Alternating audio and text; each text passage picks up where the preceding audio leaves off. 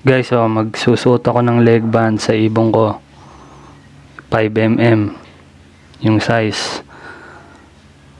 So, dumbbell type yan. Ito munang isa. So, kung gusto nyo magpagawa ng ganito, yung customize leg band para sa mga African lovebirds nyo, PM nyo lang ako. So, meron tayong 5mm dumbbell, may 4.7mm dumbbell. Pwede rin yung 4.7mm concave. Yan, may mga ganon para sa abs yun.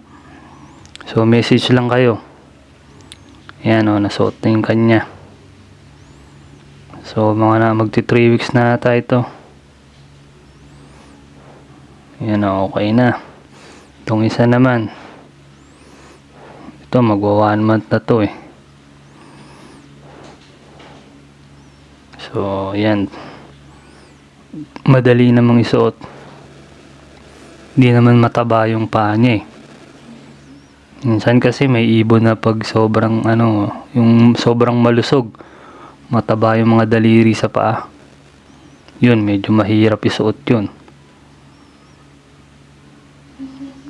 Yan,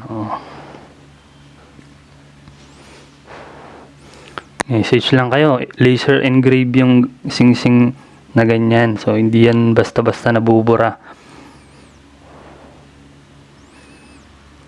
Pwede ipalagay yung mga name nyo, yung cellphone number nyo, mga series of numbers.